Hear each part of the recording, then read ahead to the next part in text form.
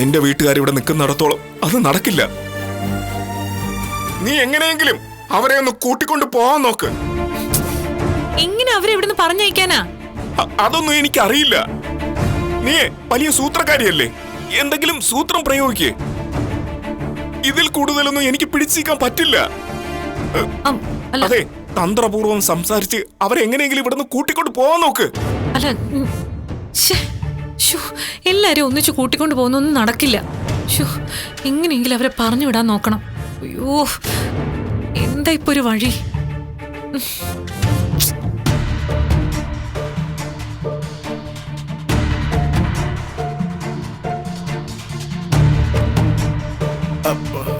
അളിയ അളിയ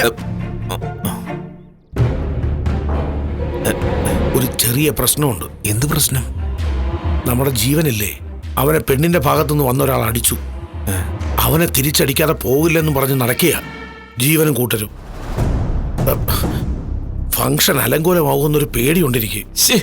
യുവമാരെ കൊണ്ട് തോറ്റല്ലോ. എവിടെ ചെന്നാലും പ്രശ്നോ? അവരുടെ ഭാഗത്ത് തെറ്റൊന്നുമില്ലെന്നാണ് അവര് പറയുന്നത്.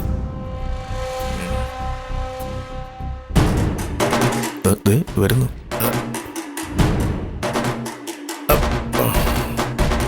എല്ലാം പറഞ്ഞു കാണുമല്ലോ. അവരെ ഞങ്ങൾ വെറുതെ വിടില്ല. ചോദിക്കണം, നിങ്ങളും കൂടെ വാ. ഇവിടെ നല്ലൊരു ഫംഗ്ഷൻ നടക്കുക, അത് നിങ്ങൾ മറന്നോ? എന്തായാലും ചോദിച്ചേ പറ്റൂ.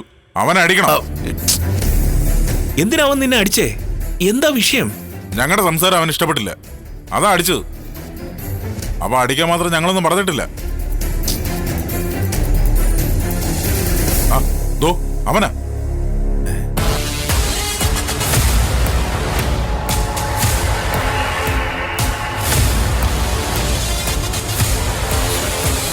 ഒന്ന്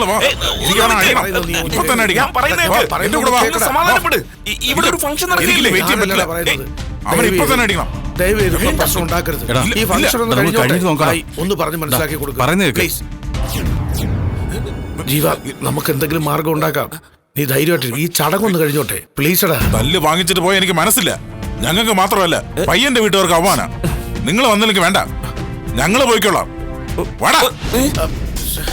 അതെ, നിങ്ങൾ ഈ ഫംഗ്ഷൻ അലങ്കോലമാക്കരുത്. നിങ്ങൾ ഇതിൽ ഇടപെടണ്ട. അവൻ നിന്നെ തല്ലിയിട്ടുണ്ടെങ്കിൽ അതിന് തക്ക കാരണമുണ്ട്.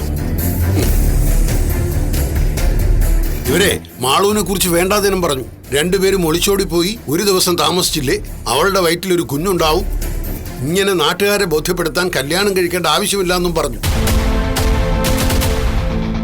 അവന്റെ പെങ്ങളെ കുറിച്ചാ ഇങ്ങനെയൊക്കെ പറഞ്ഞത്. അവൻ തല്ലിയിട്ടേ ഉള്ളൂ, കൊല്ലാതെ വിട്ടത് ഭാഗ്യമെന്ന് കരുതിയാൽ മതി. അവനെ നിങ്ങൾക്ക് ശരിക്കും അറിയില്ല.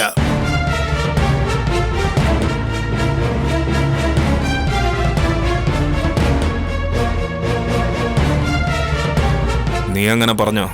അത് നീ അങ്ങോട്ട് വന്നേ, ഞാൻ പറയട്ടെ. എന്താ കാര്യം? വാടാ.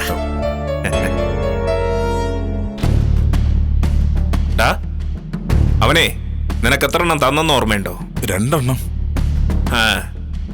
നീ പറഞ്ഞത് വച്ച് നിനക്ക് 3 എണ്ണം തരണമായിരുന്നു.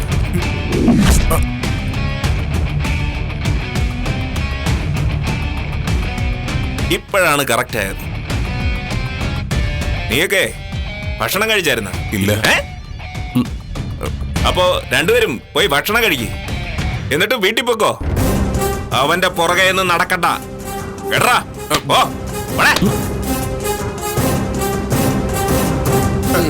ഇദ്ദേഹം ആള് കൊള്ളാലോ. എന്റെ സ്വന്തം അളിയനല്ലേ, വലിയ മനുഷ്യ സ്നേഹിയാ. അതെ.